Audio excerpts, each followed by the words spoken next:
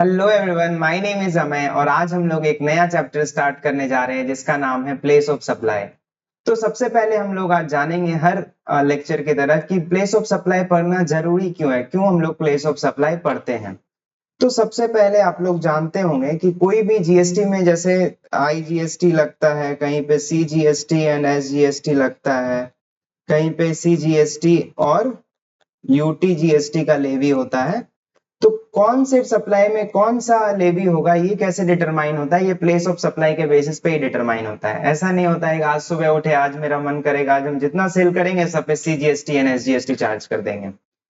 तो आज मंगलवार है तो आज हम सब पे आईजीएसटी चार्ज कर देंगे, ऐसे तो डिटरमाइन होता नहीं है।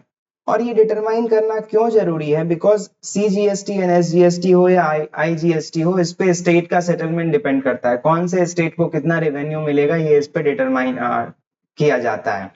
तो सबसे पहले हम लोग समझेंगे कि आईजीएसटी कब लेवी होता है और सी और एसजीएसटी कब लेवी होता है। उसके बाद हम लोग प्लेस ऑफ सप्लाई का डिटेल में प्रोविजन देखेंगे। तो उससे पहले हम आपको बता दें, ये प्लेस ऑफ सप्लाई का जितना भी प्रोविजन है ये सब आईजीएसटी एक्ट में दिया हुआ है। ये सारा आईजीएसटी एक्ट में दिया हुआ है। सीजीएसटी और एसजीएसटी एक्ट में कोई भी प्लेस ऑफ सप्लाई से रिलेटेड प्रोविजन नहीं दिया हुआ है। अब पार्लियामेंट को कहां से पावर मिलता है जो वो प्लेस ऑफ सप्लाई डिटरमाइन करती है? ये हम लोग एक बार कॉन्स्टिट्यूशन एक बार देखते हैं, कॉन्स्टिट्यूशन में क्या लिखा हुआ है। उसके बाद हम लोग आईजीएसटी एक्ट का प्रोविजन देखेंगे। बस एक सेकेंड।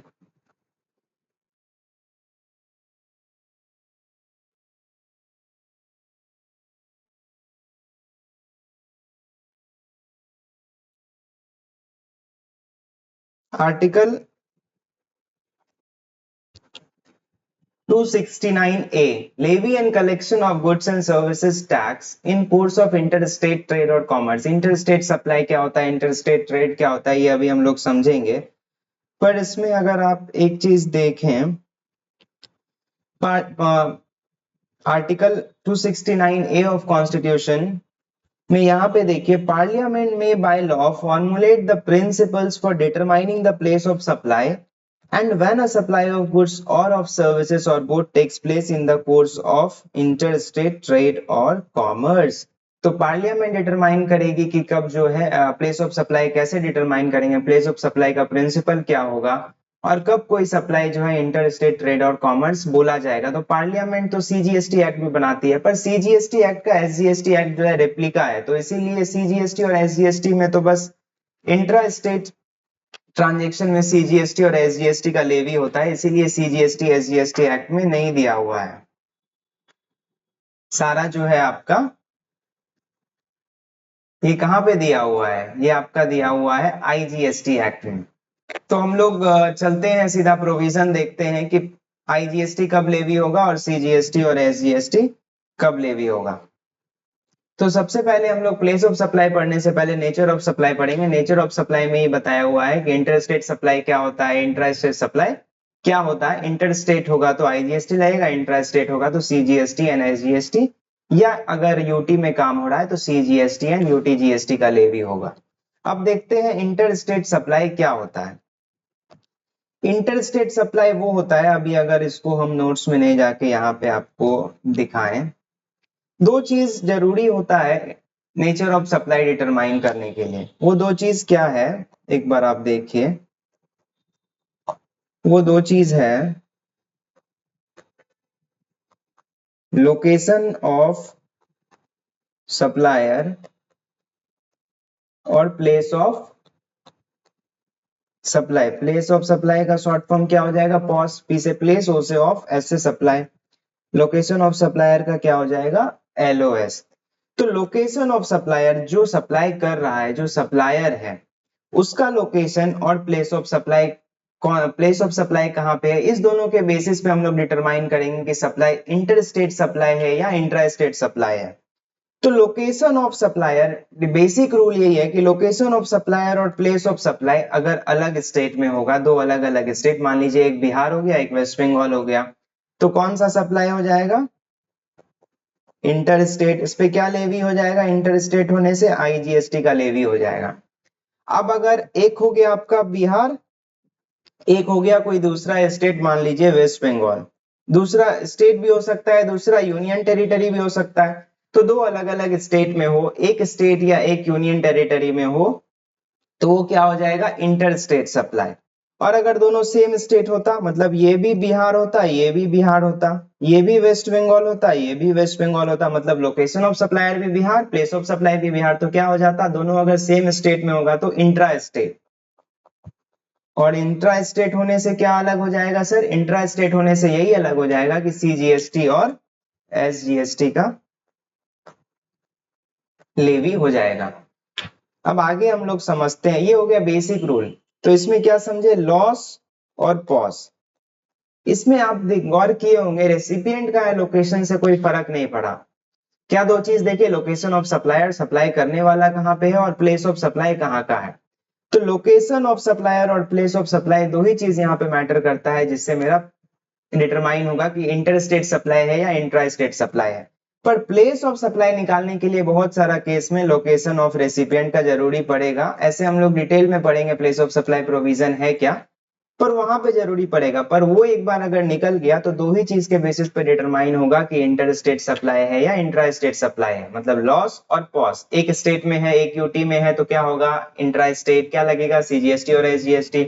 अलग अलग स्टेट, एक स्टेट या दूसरे यूटी में है तो क्या लगेगा, इंटर स्टेट सप्लाई होगा, क्या लगेगा, आईजीएसटी लगेगा। समझ में आ गया है, ये बेसिक रूल था। इसमें एक दो चीज और है, इंपोर्ट हो रहा है सर, इंपोर्ट ऑफ गुड्स है। अब यहाँ दो स्टेट तो नहीं है, मतलब इंडिया में इंपोर्ट किया जा रहा है फ्रॉम, मान लीजिए बांग्लादेश से। अब यहाँ पे कोई स्टेट तो है नहीं, कोई यूटी तो है नहीं। हम लोग क्या पढ़े थे, दो अलग अलग यूटी में हो, दो अलग अलग स्टेट में हो तो इंटर स्टेट हो जाएगा। पर सर एक इंडिया में हो, दूसरा इंडिया के बाहर हो, इंपोर्ट एक्सपोर्ट के केस में भी सर कौन सा सप्लाई होगा, इंटर स्टेट सप्लाई होगा। समझ में आ गया, एक बार हम लोग यहाँ देख लेते हैं। सप्लाई ऑफ गुड्स और services where location of supplier, LOS और पॉस दो अलग अलग स्टेट में है, एक स्टेट या एक यूटी में है, तो क्या हो जाएगा, इंटर स्टेट सप्लाई हो जाएगा सर। इंपोर्ट ऑफ गुड्स के केस में, मतलब इंडिया में इंपोर्ट किया जा रहा है बांग्लादेश से, तो क्या हो जाएगा, inter state supply. Second sir, location of supplier India है और place of supply outside India है, तो एक्सपोर्ट का केस सर, इंडिया से बांग्लादेश एक्सपोर्ट किया जा रहा है, सप्लायर कहाँ पे है, इंडिया में। प्लेस ऑफ सप्लाई अगर आउटसाइड इंडिया है तो कौन सा लगेगा सर, इंटरस्टेट सप्लाई हो जाएगा, और क्या लगेगा, आईजीएसटी। तो हम लोग अलग अलग स्टेट, और हो जाएगा हमारा इंपोर्ट और एक्सपोर्ट का केस। एक और चीज बचता है, वो है सर टू और बाय एसईजेड यूनिट और डेवलपर, या हम एसईजेड यूनिट को सप्लाई करें या एसईजेड यूनिट या डेवलपर हमको सप्लाई करे। यहाँ पे मान लीजिए ए लिमिटेड है, ये है वेस्ट बंगाल में, एक एसईजेड यूनिट है या डेवलपर है, ये भी है वेस्ट बंगाल में, दोनों क्या है सर, सेम स्टेट है। तो डिफॉल्ट रूल के हिसाब से तो इंट्रा स्टेट सप्लाई होना चाहिए, और सीजीएसटी और एसजीएसटी का लेवी होना चाहिए। पर सर एसईजेड को, एसईजेड यूनिट या डेवलपर को अगर हम सप्लाई करें, या एसईजेड यूनिट सप्लाई करें या डेवलपर सप्लाई करे, तो ये स्पेसिफिकली इंटर स्टेट सप्लाई में कवर्ड है, और यहाँ पे आईजीएसटी का लेवी हो जाएगा। समझ में आया, एसईजेड सप्लाई, एसईजेड यूनिट या डेवलपर सप्लाई करे या एसईजेड यूनिट या डेवलपर को हम सप्लाई करें, इररिस्पेक्टिव कि वो सेम स्टेट में है, यहाँ इंटर स्टेट सप्लाई होगा और आईजीएसटी का लेवी होगा। समझ में आ गया। नेक्स्ट है in the taxable territory, taxable territory में सप्लाई हो रहा है और वो इंट्रा स्टेट सप्लाई नहीं है, तो इंटर स्टेट हो जाएगा, मतलब जो कुछ भी नहीं है वो इंटर स्टेट है।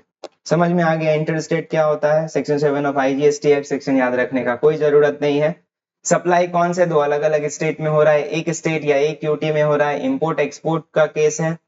Fourth case sir, fourth case क्या है, एसईजेड यूनिट को हम सप्लाई करें या एसईजेड यूनिट या डेवलपर हमको सप्लाई करे, यूनिट और डेवलपर दोनों कवर्ड है, आपको याद रखना है, आपको स्टेट से कोई मतलब नहीं है। इन द टैक्सेबल टेरिटरी में सप्लाई हो रहा है और इंट्रा स्टेट नहीं है और कहीं पे कवर्ड नहीं है, तो क्या हो जाएगा, इंटर स्टेट हो जाएगा। इंट्रा स्टेट से सीजीएसटी एंड एसजीएसटी या सीजीएसटी और यूटीजीएसटी कब लेवी होगा, जब लोकेशन ऑफ सप्लायर और place of supply same state या यूटी में होगा। नेक्स्ट बोलता है supply made to tourist living India. कोई एक टूरिस्ट जो इंडिया लीव कर रहे हैं उनको अगर हम कुछ सप्लाई करते हैं या जो इंटर स्टेट सप्लाई में कवर्ड है ऊपर, वो इंट्रा स्टेट नहीं होगा। वाह, वो तो हमको पता ही था, वो तो बहुत बड़ा बात बता दिए, तो पता भी नहीं था।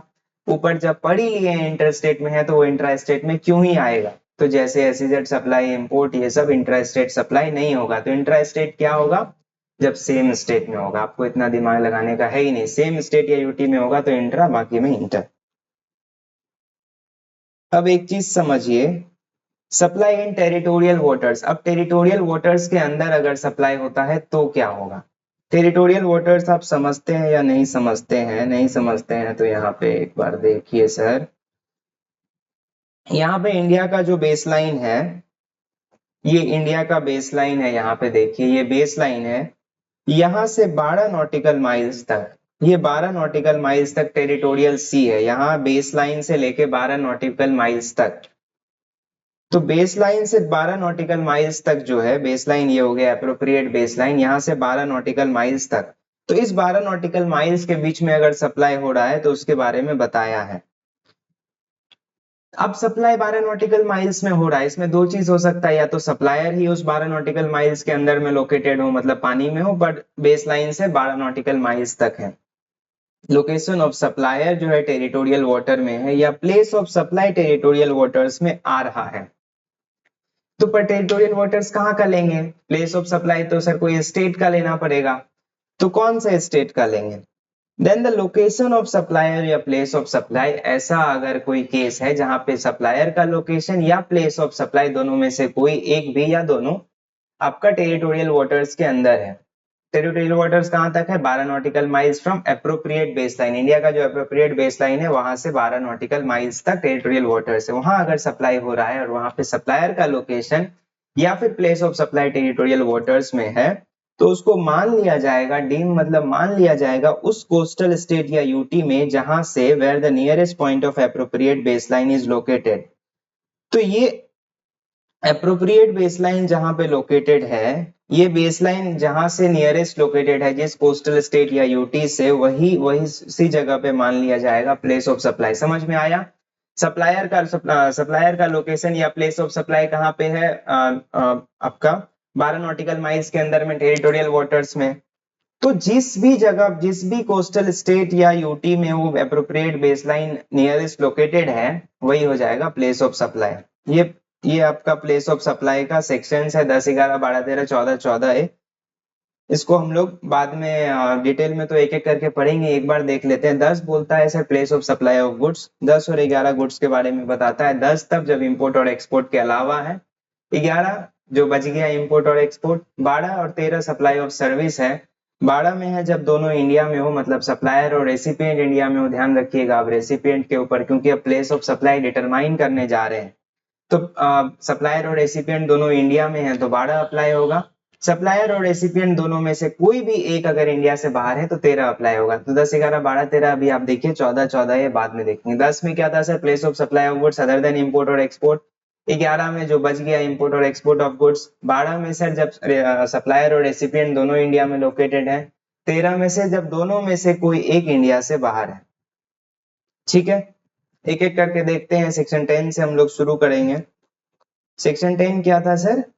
Place of supply of goods other than import और एक्सपोर्ट। सबसे पहला बोलता है where supply involves movement of goods. अगर जो सप्लाई ऑफ गुड्स हो रहा है उस मूवमेंट इन्वॉल्व है, उसमें मूवमेंट कौन करा सकता है? सप्लायर, रेसिपिएंट, थर्ड पर्सन भी।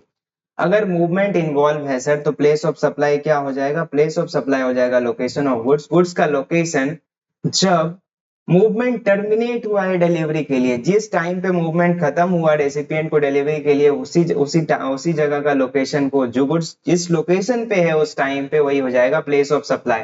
तो where goods involve movement of goods, the location of goods at the time when goods terminate, for when movements terminate for delivery to the recipient. Perfect है। Next case है sir bill to ship to model का। Bill to ship to model क्या है? Delivery of goods on direction of third person and supply involves movement of goods. Supply involve movement of goods, supply में movement involve है goods का, और delivery जो है किसी और को किया जा रहा है on direction of third person. आप एक एग्जांपल, मुझे उसमें जाने की जरूरत नहीं, एग्जांपल यहीं पे दिया हुआ है। एक्स एंड कंपनी एक सप्लायर है उत्तर प्रदेश में, having principal place of business at Noida. एक सप्लायर आप छोड़िए, एक रजिस्टर्ड पर्सन है उत्तर प्रदेश में। एक्स एन कंपनी कौन है? एक रजिस्टर्ड पर्सन है उत्तर प्रदेश में जिसका प्लेस ऑफ बिजनेस है नोएडा। नोएडा यूपी में ही आता है। State wise place of supply state wise होता है। Ask Y and company of Ahmedabad Gujarat. X and company बोला वाई एन कंपनी को जो कि गुजरात में है, उसको बोला कि 50 वॉशिंग मशीन्स आप मेरे बायर को भेज दीजिए। मैं भी सप्लायर हूं, मैं किसी से सप्लाई ले रहा हूं। एक्स एन कंपनी भी सप्लायर है, वाई एन कंपनी भी सप्लायर है। तो एक्स एन कंपनी ने वाई एन कंपनी गुजरात को बोला कि आप 50 वॉशिंग मशीन्स भेज दीजिए। कहां पे भेज दीजिए? जयपुर राजस्थान में, जहां मेरा एक बायर जेड लोकेटेड है। तो एक्स एन कंपनी ने किसे ऑर्डर दिया? वाई एन कंपनी को। वाई एन कंपनी ने गुड्स कहाँ भेज रहा है? गुड्स भेज रहा है जयपुर राजस्थान में। पर वो गुड्स जयपुर राजस्थान में जो बेच रहा है वो तो एक्स एन कंपनी, मेरा वो रेसिपिएंट है। मतलब मुझे उसको सप्लाई करना था, मैं आपसे खरीदता उसको देता, तो मैं बोला आप डायरेक्ट ही उसको भेज दीजिए। तो एक्स एन कंपनी ने वाई एन कंपनी को बोला ऑर्डर तो मैं दे रहा हूं पर डिलीवरी थर्ड पर्सन, डिलीवरी किसी आदमी और दूसरे आदमी के यहाँ होगा, या थर्ड पर्सन मैं ही हूँ। तो अब आप देखिए सप्लायर ऑफ गुड्स यहाँ पे कौन है? इस गुड्स का अगर सप्लाई देखेंगे Y and company Ahmedabad. Third person कौन है इस केस में? ऐसे आप रेसिपिएंट उसे समझते हैं, जो पैसा देता है वो रेसिपिएंट है, जो पैसा लेता है, जो सप्लाई करता है वो सप्लायर है। पर इस पर्टिकुलर केस के लिए, bill to ship to model के लिए, जो पैसा दे रहा है वो थर्ड पर्सन हो जाता है और जो गुड्स रिसीव कर रहा है वो एक्चुअली रेसिपिएंट आप मानिए उसको। Recipient who collects the goods Z and company. जो कलेक्ट कर रहा है वो रेसिपिएंट कौन है? वो सर जेड एन कंपनी है, जो कि कहाँ पे है सर? राजस्थान में है। प्लेस ऑफ सप्लाई क्या होगा? ये तो पढ़े ही नहीं हम लोग। प्लेस ऑफ सप्लाई भी तो केस ही देख रहे थे। प्लेस ऑफ सप्लाई होगा sir principal place of business of third person. मेरा जो एड्रेस होगा सर वही प्लेस ऑफ सप्लाई होगा। एक्स एन कंपनी ने वाई एन कंपनी को बोला कि आप जेड एन कंपनी को कुछ गुड्स भेज दीजिए, वॉशिंग मशीन भेज दीजिए, पर सप्लाई तो मैं ही ले रहा हूं। तो मेरा जो प्लेस ऑफ बिजनेस होगा वही हो जाएगा प्लेस ऑफ सप्लाई। तो मेरा प्लेस ऑफ बिजनेस क्या? मैं नोएडा में था, उत्तर प्रदेश में, तो उत्तर प्रदेश हो जाएगा प्लेस ऑफ सप्लाई। अब सप्लायर का लोकेशन हो गया कहाँ? गुजरात। प्लेस ऑफ सप्लाई कहाँ हो गया? उत्तर प्रदेश। कौन सा सप्लाई होगा सर? सेम स्टेट या डिफरेंट स्टेट? Different state. कौन सा सप्लाई? Inter state supply. क्या लेवी होगा? आईजीएसटी लेवी होगा। परफेक्ट, ये बता ही दिया मैंने। रेसिपिएंट यहाँ पे वो होता है जो गुड्स को रिसीव करता है, not who page the consideration. Third person वो है जिसको कंसिडरेशन देना है। तो हम लोगों ने पढ़ लिया goods involve movement of goods और bill to ship to model involving आपका movement of goods. Third case हम लोग पढ़ेंगे कि where goods where supply does not involve movement of goods. जहां पे सप्लाई कोई गुड्स का मूवमेंट इन्वॉल्व नहीं है। इमूवेबल प्रॉपर्टी का सप्लाई हो सकता है, कुछ भी हो सकता है। तो इसमें भी सेम ही प्रोविजन है, बस यहाँ पे गुड्स मूवमेंट टर्मिनेट नहीं हो रहा है। तो location of goods at the time of delivery to the recipient, movement है ही नहीं तो टर्मिनेट क्या होगा? पर प्रोविजन मोटा मोटी सेम है। Location of goods at the time of delivery, दोनों जगह sir location of goods at the time of delivery ही है, पर जहां पे मूवमेंट है वहां पे है जहां पे मूवमेंट टर्मिनेट हो रहा है डिलीवरी टू द रेसिपिएंट के लिए। पर यहाँ पे मूवमेंट तो है ही नहीं तो टर्मिनेट क्या होगा? तो वैसा गुड्स का वैसा लोकेशन जहां पे गुड्स जहां पे उस टाइम पे जिस लोकेशन में है जब डिलीवरी दिया जा रहा है रेसिपिएंट को। समझ में आ गया? एक बहुत इंपॉर्टेंट केस है sir, where supply of goods being made to unregistered person. Supply जो है अनरजिस्टर्ड पर्सन को किया जा रहा है। सारा गुड्स का केस है, कंफ्यूज मत होइएगा। अभी तक जो हम लोग पढ़े थे involving movement of goods, not involving movement of goods और bill to ship to model, ये रजिस्टर्ड पर्सन के लिए अप्लाई होगा। पहले सबके लिए होता था, पर जब से ये प्रोविजन आया अनरजिस्टर्ड पर्सन वाला तो इनको तो अलग ही कर दिया गया। तो फिर ये प्रोविजन तो बाकी बचा रजिस्टर्ड के लिए ही अप्लाई होगा। तो अगर कोई गुड सप्लाई किया जा रहा है अनरजिस्टर्ड पर्सन को, तो अगर अनरजिस्टर्ड पर्सन का एड्रेस रिकॉर्डेड है इनवॉइस में तो वही हो जाएगा location of unregistered person. Even state of recipient, state भी बस अगर बता दिया उसने तो वो हो जाएगा उसका एड्रेस। उसको एड्रेस मान लिया जाएगा कि एड्रेस इनवॉइस में रिकॉर्डेड है। आप बहुत इंपॉर्टेंट आप समझिए, कोई लोग मैं एक सप्लायर हूँ, बिहार में लोकेटेड हूँ, कोई वेस्ट बंगाल से बायर आया, मैं उसे सप्लाई कर रहा हूँ। अगर वो मुझे बता देता है कि मैं वेस्ट बंगाल का हूँ, आप इनवॉइस में वेस्ट बंगाल रिकॉर्ड कीजिए, और वो गुड्स मेरे काउंटर से लेके जाता है, फिर भी प्लेस ऑफ सप्लाई क्या होगा सर? प्लेस ऑफ सप्लाई होगा West Bengal, because address recorded in invoice क्या है? वेस्ट बंगाल है। और एड्रेस रिकॉर्डेड इन इनवॉइस अगर वेस्ट बंगाल है तो फिर ये इंटर स्टेट सप्लाई हो जाएगा, because supplier is located in Bihar, place of supply is in West Bengal, two different states involve, therefore this is an inter state supply and IGST will be levied. अगर वो sir address बताता ही नहीं है तो हम क्या जानेंगे, तब तो मेरे पास मेरा ही एड्रेस बचता है। तो location of supplier of goods, address अगर बताता है सर तो उसका एड्रेस हो जाएगा प्लेस ऑफ सप्लाई, बस स्टेट भी बता देता है तो सर हो जाएगा वही एड्रेस मान लिया जाएगा और वही हो जाएगा प्लेस ऑफ सप्लाई। नहीं बताता है तो मेरा जो एड्रेस है वही हो जाएगा जो मेरा लोकेशन है। This provision overrides above place of supply, ऊपर जो हम लोग पढ़े मूवमेंट ऑफ गुड्स और not involving movement of goods, जहाँ पे मूवमेंट होगा तो जहाँ पे टर्मिनेट होता है डिलीवरी, टर्मिनेट होता है मूवमेंट डिलीवरी के लिए वो हो जाता है, नहीं होता है मूवमेंट तो location of goods at the time of delivery. पर इसके वो सब प्रोविजन अनरजिस्टर्ड पर्सन के केस में अप्लाई नहीं होगा, ये तो मैं आपको पहले ही बता दिया। अब देखिए एक इंपॉर्टेंट केस है, in case where billing address and delivery address are different. अब जैसे मान लीजिए फ्लिपकार्ट से मैं एक, मान लीजिए इस बार मैं अनरजिस्टर्ड पर्सन हूँ, मैं बिहार में लोकेटेड हूँ, मेरा एक फ्रेंड है वेस्ट बंगाल में, मैं कहा फ्लिपकार्ट से ऑर्डर किया कि ऑर्डर तो मैं कर रहा हूँ, बिलिंग एड्रेस मेरा बिहार का होगा पर डिलीवरी आप कोलकाता में दे दीजिएगा। तो जीएसटी आप लोग सभी जानते हैं डेस्टिनेशन बेस्ड टैक्स है, डेस्टिनेशन बेस्ड प्रिंसिपल यहाँ पे अप्लाई होता है, तो जो डिलीवरी एड्रेस होगा सर वही प्लेस ऑफ सप्लाई हो जाएगा। और ई कॉमर्स के केस में तो डिलीवरी एड्रेस रिकॉर्डेड होता ही है, अगर दूसरे केस में भी डिलीवरी एड्रेस और बिलिंग एड्रेस अलग है किसी भी केस में, ई कॉमर्स में तो ये अप्लाई होगा ही, और भी किसी केस में अगर बिलिंग एड्रेस डिलीवरी एड्रेस अगर किसमें आपका अनरजिस्टर्ड पर्सन के सप्लाई में अगर अलग है तो आपका डिलीवरी एड्रेस आप लोग ले लेंगे। एक बार प्रोविजन रिकैप करें, वैसे तो कोई जरूरी नहीं है फिर भी करते हैं, याद होगा। गुड्स किसको सप्लाई किया जा रहा है, अनरजिस्टर्ड पर्सन, एड्रेस बता दिया तो उसका एड्रेस हो जाएगा सप्लाई, स्टेट का नाम भी बता दिया तो वही एड्रेस मान लिया जाएगा, नहीं बताया तो मेरा खुद का एड्रेस, बिलिंग एड्रेस और डिलीवरी एड्रेस अगर अलग है तो क्या होगा सर, तो delivery address he place of supply हो जाएगा। नेक्स्ट पढ़े हम लोग, वेयर गुड्स आर असेंबल्ड और इंस्टॉल्ड एट साइट, गुड्स को असेंबल या इंस्टॉल किया जा रहा है तो वैसा जगह जहां पे इंस्टॉलेशन या असेंबली किया जा रहा है वही हो जाएगा प्लेस ऑफ सप्लाई। परफेक्ट है, बहुत इजी। असेंबली इंस्टॉलेशन, जिस जगह पे असेंबली या इंस्टॉलेशन किया जा रहा है कंजम्पशन वहीं पे होगा तो इसीलिए वो हो जाएगा place of supply. Where the goods are supplied on board a conveyance, कोई भी कन्वेंस पे आपको कोई गुड्स सप्लाई मिलता है, जब हम लोग फ्लाइट पे जाएंगे, ट्रेन पे जाएंगे, वेसल में जाएंगे, कोई भी मोटर व्हीकल पे जहां पे मुझे गुड्स बेचा जा रहा है तो गुड्स का प्लेस ऑफ सप्लाई क्या होगा सर, फ्लाइट में कैसे पता चलेगा कहाँ पे सप्लाई हो रहा है, तो जिस जगह पे उस गुड्स को ऑन बोर्ड किया गया है, फ्लाइट में लिया गया है, जिस जगह पे, मतलब मैं जब खरीदा तब नहीं, जो बेचने वाला आदमी ने जब उसे ऑन बोर्ड लिया है, जब फ्लाइट जनरली जहां से फ्लाइट टेक ऑफ करता है वहीं पे लेता है, तो जिस भी जगह पे हो उससे क्या फर्क, जिस भी जगह पे वो ऑन बोर्ड लिया गया है वही हो जाएगा प्लेस ऑफ सप्लाई। तो कोई भी गुड्स अगर सप्लाई किया जा रहा है ऑन बोर्ड अ कन्वेंस, कोई भी कन्वेंस हो सकता है, नॉट ओनली फ्लाइट, कुछ भी हो सकता है।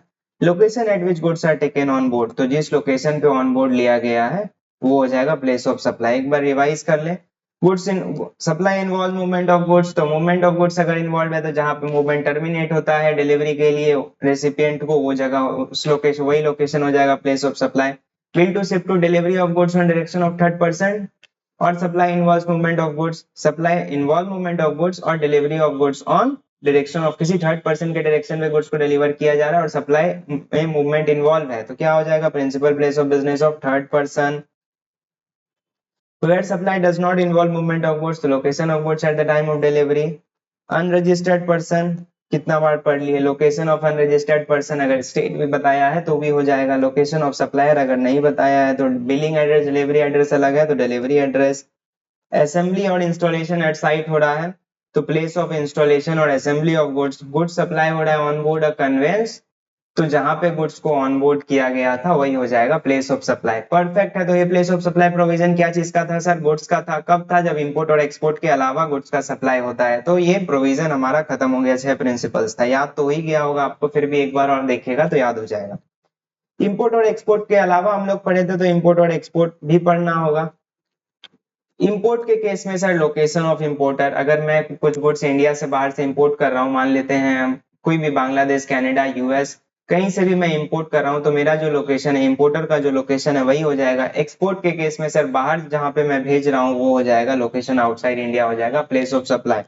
इंपोर्ट के केस में मेरा लोकेशन, जो इंपोर्टर है उसका location, location of importer. Exporter के केस में लोकेशन आउटसाइड इंडिया। समझ में आया, इसमें समझना क्या था, ये तो बहुत ईजी है। इंपोर्ट के केस में लोकेशन ऑफ इंपोर्टर, एक्सपोर्ट के केस में लोकेशन आउटसाइड इंडिया। किसका सर? गुड्स का। सर्विस पे मत अप्लाई कर दीजिएगा। तो 10 और 11 नंबर सेक्शन हो गया हमारा। 12 नंबर सेक्शन पढ़ेंगे, ध्यान से पढ़िएगा, थोड़ा सा बोरिंग लग सकता है पर आप सुनेंगे तो आपको याद हो जाएगा। प्लेस ऑफ सप्लाई का प्रोविजन है सर, कब है? पहले ही मैंने बताया था आपको शुरुआत में कि 12 सेक्शन 12 जो है याद रखने का जरूरी नहीं है, पर ये तब अप्लाई होगा जब लोकेशन ऑफ सप्लायर और रेसिपिएंट दोनों इंडिया में हुए। Place of supply of services where location of supplier and recipient of service is in India. Supplier और रेसिपिएंट दोनों इंडिया में लोकेटेड हैं, तो यहाँ पे क्या लगेगा? ये प्रोविजन लगेगा। क्या डिटरमाइन करने के लिए? Place of supply. और प्लेस ऑफ सप्लाई डिटरमाइन कर लिए तब हम पता कर पाएंगे इंटर स्टेट है या इंट्रा स्टेट है। तो ये सिक्वेंशियली आपको नहीं दिया गया, ये अपने कन्वीनियंस के हिसाब से बनाया गया है। एक जैसा जो प्रोविजन है उसको एक साथ रखा जाए, फिर बाकी हम लोग बाद में डिस्कस करेंगे अगले नेक्स्ट स्लाइड में।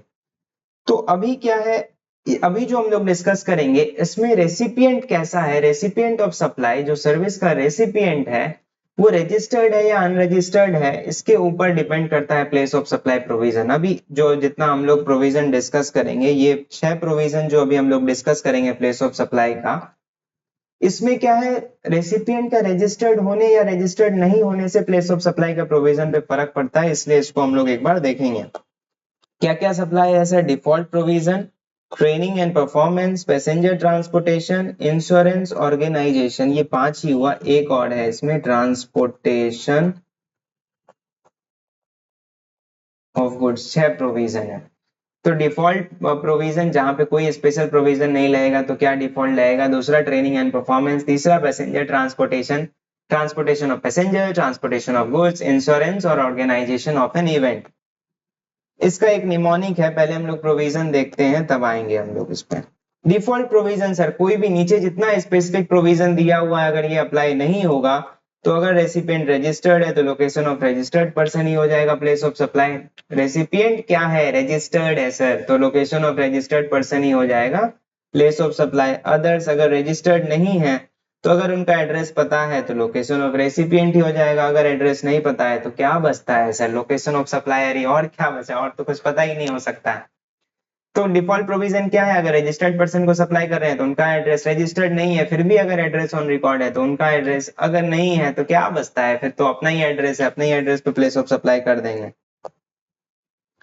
नेक्स्ट देखिए, training and performance appraisal service, services in relation to training and performance appraisal. Training and performance appraisal से रिलेटेड अगर सर्विस है तो अगर रेसिपिएंट रजिस्टर्ड है तो location of registered person same, others है तो जहां पे सर्विस परफॉर्म किया गया है। Training and performance appraisal service है अगर लोकेशन, अगर ये आपको देगा कॉर्पोरेट ट्रेनिंग या कुछ कराया जा रहा है तो प्लेस ऑफ सप्लाई क्या होगा, इस तरह का क्वेश्चन एग्जाम में आता है, इस तरह का एग्जाम्पल्स आते हैं। तो इसमें क्या है सर, अगर रजिस्टर्ड पर्सन है, रेसिपिएंट रजिस्टर्ड है, जिनको सर्विस दिया जा रहा है वो अगर रजिस्टर्ड है तो क्या होगा, उनका एड्रेस हो जाएगा। अगर रजिस्टर्ड नहीं है तो जहां पे सर्विस एक्चुअली परफॉर्म किया जा रहा है वो हो जाएगा। Transportation of goods including mail या कुरियर, कुरियर से भी भेजा जा रहा है वो भी यहाँ पे प्रोविजन कवर होगा। ट्रांसपोर्टेशन ऑफ गुड्स का केस है अगर रजिस्टर्ड है, same sir location of registered person. Others है अगर रजिस्टर्ड नहीं है तो जहां पे गुड्स हैंड ओवर किया गया है ट्रांसपोर्टेशन के लिए, मान लीजिए मैं एक अनरजिस्टर्ड पर्सन हूँ, मैं एक जीटीए के पास जाता हूँ और बोलता हूँ भाई मुझे एक जीटीए या कुरियर जहां पे भी जाता हूँ मैं लेके जा रहा हूँ गुड्स, मैंने गुड्स दे दिया, कहा आप इसे ट्रांसपोर्टेशन या कुरियर कर दीजिएगा, तो जहां पे जिस जगह पे मैंने दिया, हैंड ओवर किया ट्रांसपोर्टेशन के लिए, वही जगह हो जाएगा प्लेस ऑफ सप्लाई। परफेक्ट है। Passenger transportation service sir, passenger transportation service IRCTC से टिकट बुक की, क्या है sir passenger transportation service, registered होगा तो लोकेशन ऑफ रजिस्टर्ड पर्सन, अगर रजिस्टर्ड नहीं है तो where the passenger embarks on the conveyance for a continuous journey। जहां पे सर हम ऑन बोर्ड किए, इतना बड़ा सा लिखा हुआ है, इससे कोई फर्क नहीं पड़ता है, जहां पे हम embarks किए, जहां पे हम चढ़े तो मेरा बोर्डिंग पॉइंट होगा वहीं पे तो मैं चढ़ूंगा। तो जहां पे मैं embark किया कन्वेंस पे फॉर अ कंटिन्यूअस जर्नी के लिए, वही हो जाएगा प्लेस ऑफ सप्लाई। रजिस्टर्ड है सर, आईआरसीटीसी से टिकट बुक किए, location of registered person. Registered नहीं है सर, जहां पे हम चढ़े कंटिन्यूअस जर्नी के लिए, embark किए कन्वेंस पे, वही हो जाएगा प्लेस ऑफ सप्लाई। जैसे मेरा बोर्डिंग पॉइंट टिकट के केस में।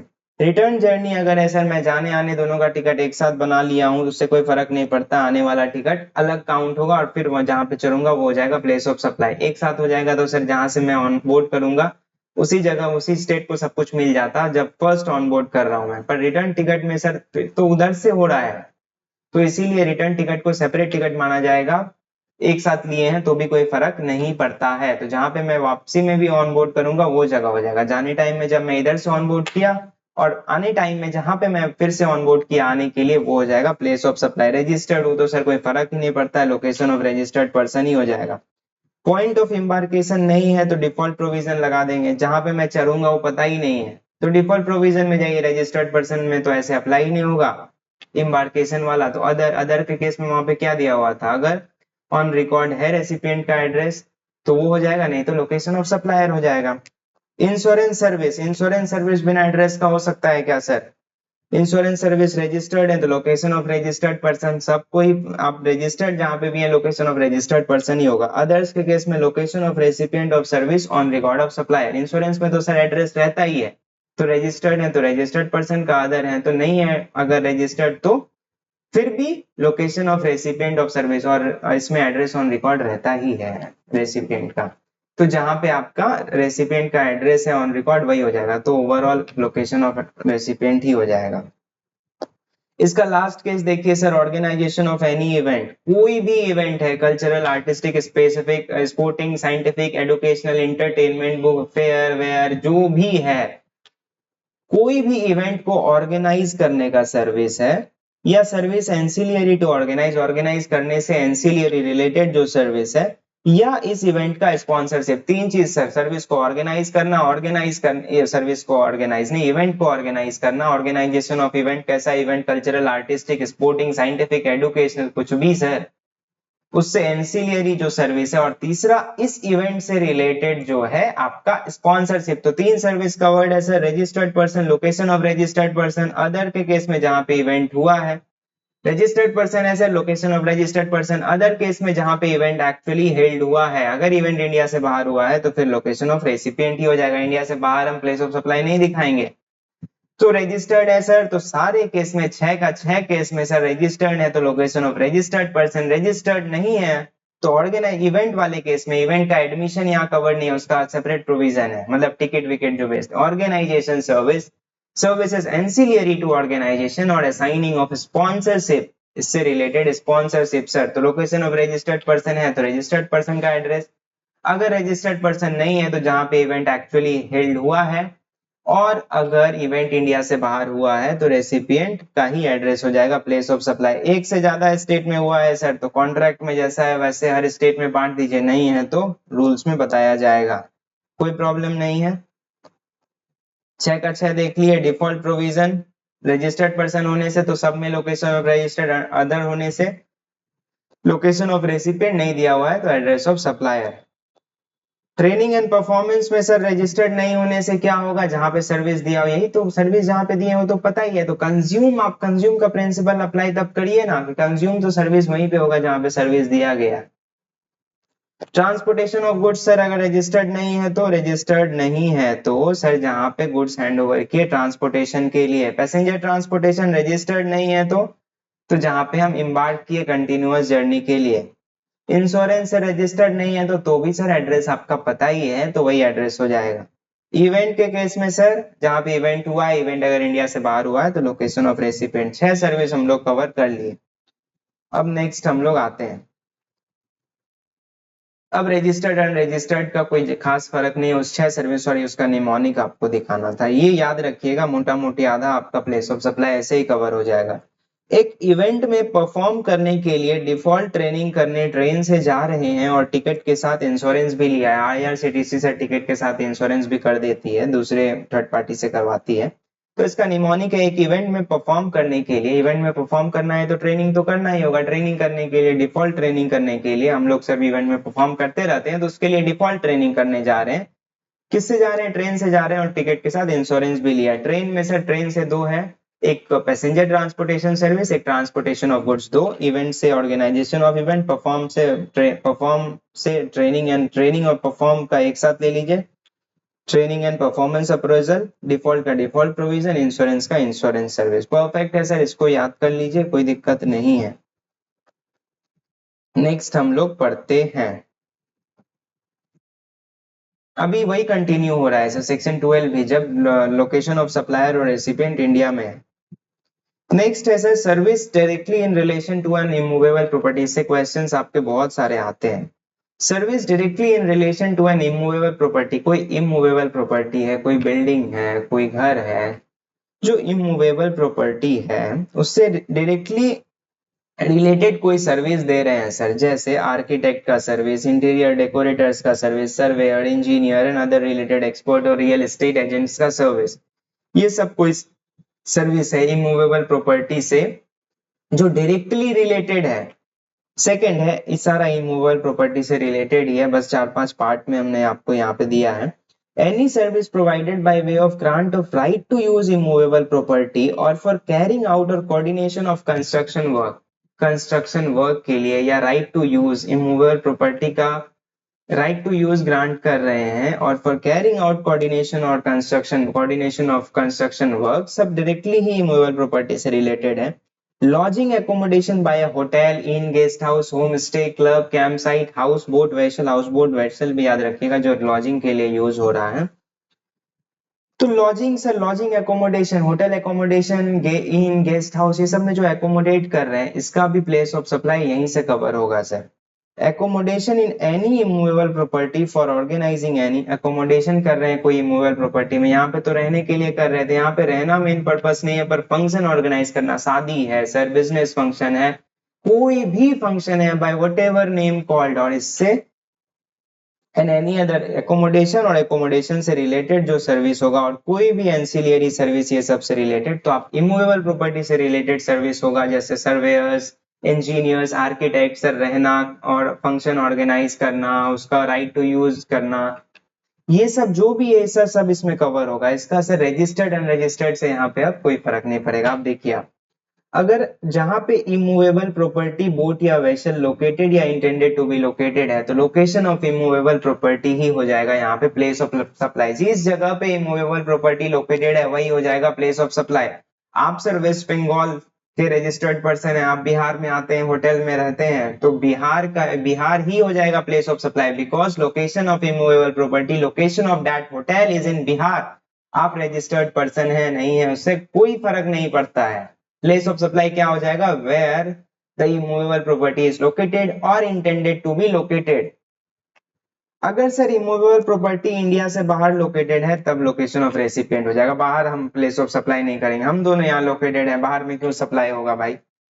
तो अगर इमूवेबल प्रॉपर्टी बाहर लोकेटेड है, मान लीजिए सप्लायर और रेसिपिएंट दोनों बिहार में लोकेटेड है, और सर हम एक सर्विस ले रहे हैं सप्लायर से, यूएई में हम कोई फंक्शन ऑर्गेनाइज कर रहे हैं, तो जाने दीजिए यूएई में हो रहा है, वो place of supply location of recipient ही हो जाएगा, because immovable property is located outside India. समझ में आया, बहुत इंपॉर्टेंट है ये, बहुत इंपॉर्टेंट है, इसका क्वेश्चन एग्जाम में आता है तो आप इसको याद रखिए। Restaurant, catering, personal grooming, fitness, beauty treatment, health service including cosmetic and plastic surgery. Sir restaurant service, catering service, personal grooming, fitness, beauty treatment, sir संवर लेंगे, खा लेंगे सर, जहाँ पे करेंगे वही हो जाएगा, जहाँ पे ये सर्विस एक्चुअली परफॉर्म किया जा रहा है वही हो जाएगा। इमूवेबल प्रॉपर्टी के केस में जहाँ पे इमूवेबल प्रॉपर्टी लोकेटेड है, इंडिया से बाहर लोकेटेड है, तो क्या हो जाएगा, जो location of recipient. Next, restaurant, catering, खाएंगे, सजेंगे, संवरेंगे, तो उसमें जहाँ पे सर्विस एक्चुअली परफॉर्म किया जा रहा है। ऑर्गेनाइजेशन ऑफ इवेंट पढ़े थे हम लोग, अब पढ़ेंगे हम लोग admission to an event, admission to an event और एनी पार्क वार्क, तो जहां पे वो इवेंट हो रहा है या जहां पे वो पार्क लोकेटेड है वही हो जाएगा उसका प्लेस ऑफ सप्लाई। ऑर्गेनाइजेशन के केस में रजिस्टर्ड अनरजिस्टर्ड अलग अलग देखते थे, यहाँ पे नहीं देखेंगे, यहाँ पे रजिस्टर्ड हो अनरजिस्टर्ड हो। एडमिशन टू एन इवेंट, जहां पे इवेंट हो रहा है या जहां पे वो पार्क लोकेटेड है, पार्क का टिकट होता है ना सर, तो पार्क जहां पे लोकेटेड है, और इवेंट अगर कोई हो रहा है उसका ticket, admission to an event है तो वो हो जाएगा जहां पे इवेंट हो रहा है। Services on board, conveyance, goods on board देखे थे जहां पे गुड्स को ऑन बोर्ड लिया गया था, पर सर्विसेज ऑन बोर्ड, सर्विस को ऑन बोर्ड तो नहीं लिया जाता है। तो सर्विस के केस में जहां पे first schedule point of departure होगा उसका वही हो जाएगा आपका सर्विसेज ऑन बोर्ड कन्वेंस। तो सर्विस ऑन बोर्ड कन्वेंस के केस में जब फ्लाइट या ट्रेन में कोई सर्विस मिल रहा है तो उसका प्लेस ऑफ सप्लाई क्या हो जाएगा, उस फ्लाइट या ट्रेन का जो first schedule point of departure था, रेसिपिएंट कहाँ पे ऑन बोर्ड किया, कौन कहाँ पे ऑन बोर्ड किया, उससे कोई फर्क नहीं पड़ता है। अगर सर्विस, अगर कोई कन्वेंस में मिल रहा है, कोई फ्लाइट में, कोई ट्रेन में कोई सर्विस मिल रहा है, तो उसका प्लेस ऑफ सप्लाई क्या हो जाएगा, जहां पे उसका first schedule point of departure था। बाकी उसके बाद जहां पे रुका, जहां पे पैसेंजर्स ऑन बोर्ड किए, उससे कोई फर्क नहीं पड़ता है। जो first schedule point of departure था वही हो जाएगा उसका प्लेस ऑफ सप्लाई। बैंकिंग और other financial service including stock broking service, banking और अदर फाइनेंशियल सर्विस के केस में स्टॉक ब्रोकिंग भी इसमें आ जाएगा। Location of recipient of service अगर दिया हुआ है, location of recipient of service अगर पता है तो उनका ही लोकेशन हो जाएगा प्लेस ऑफ सप्लाई, अगर नहीं पता है तो लोकेशन ऑफ सप्लायर हो जाएगा। इंश्योरेंस के केस में अलग था, इंश्योरेंस के केस में एड्रेस पता ही रहता है, अदरवाइज इंश्योरेंस होता नहीं है। तो इंश्योरेंस के केस में रजिस्टर्ड पर्सन में रजिस्टर्ड नहीं पता है तो भी एड्रेस ऑफ रेसिपिएंट ही होता है। बैंकिंग और अदर फाइनेंशियल सर्विस के केस में क्या था, अगर पता है तो लोकेशन ऑफ रेसिपिएंट, नहीं पता है तो मेरा लोकेशन, और तीसरा कुछ हो भी नहीं सकता है। Advertisement service provided to central government, state government, LA, statutory body meant for state or UT identified in contract or agreement. Advertisement service किसको दे रहे हैं सर, सेंट्रल गवर्नमेंट को, स्टेट गवर्नमेंट को, लोकल अथॉरिटी को, स्टैट्यूटरी बॉडी को advertisement service provide कर रहे हैं। मींट फॉर स्टेट, वो एडवर्टाइजमेंट किसके लिए मींट है, स्टेट या यूटी के लिए। किसको प्रोवाइड किया जा रहा है, सीजीएसजी, एलए और statutory body.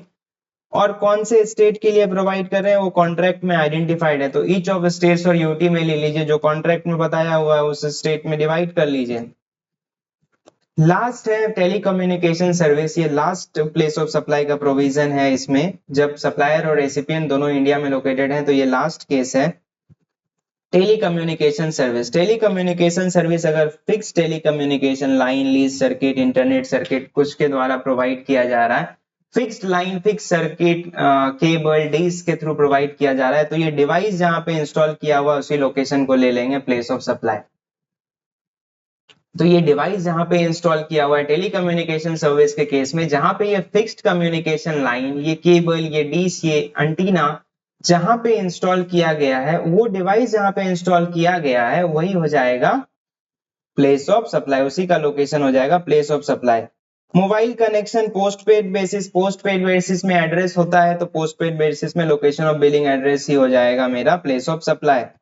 Pre payment basis, pre payment मतलब प्रीपेड बेसिस, प्रीपेड बेसिस के केस में क्या था, वाउचर्स पहले सेलिंग एजेंट या रीसेलर बेचते थे और उसमें रेसिपिएंट का कोई अता पता नहीं आता होता था, जो आया उसको दे दिया। अब तो ये बहुत कम ही होता है, पर फिर भी एड्रेस ऑफ सेलिंग एजेंट और रीसेलर, अगर सेलिंग एजेंट या रीसेलर के थ्रू दिया जा रहा है तो सेलिंग एजेंट या रीसेलर या डिस्ट्रीब्यूटर जो है उसी का एड्रेस को प्लेस ऑफ सप्लाई मान लेते हैं। पर अगर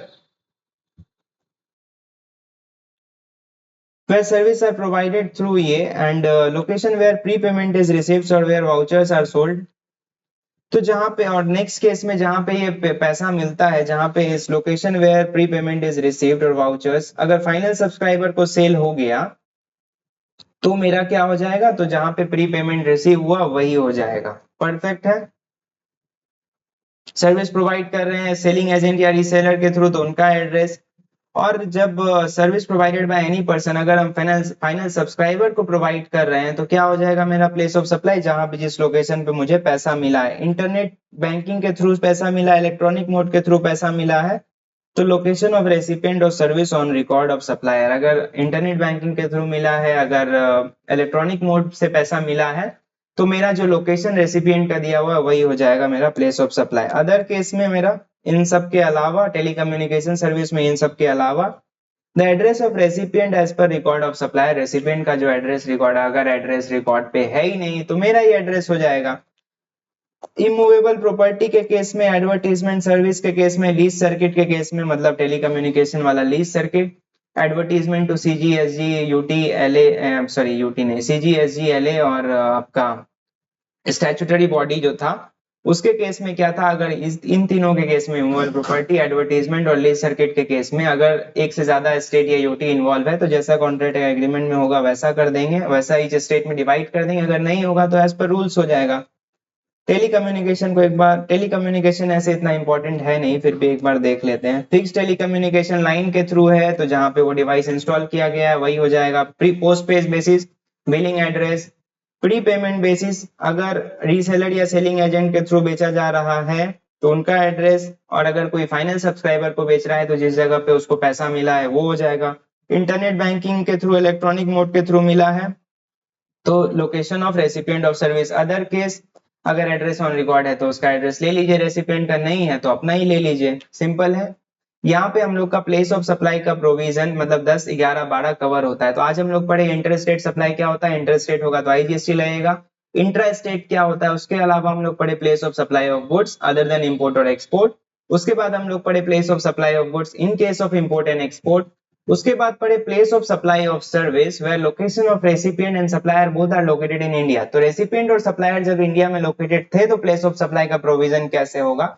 तो यहां से जब प्लेस ऑफ सप्लाई डिटरमाइन हो जाएगा उसके बाद हम लोग फिर किस में जाएंगे, इंटर स्टेट या इंट्रा स्टेट होगा, फिर आईजीएसटी या सीजीएसटी और एसजीएसटी का लेवी जैसा केस होगा वैसा होगा।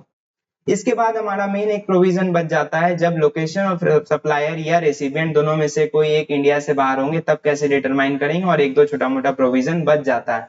नेक्स्ट क्लास में हम लोग उसको देखेंगे। ठीक है, तो आज के लिए इतना ही। Thank you.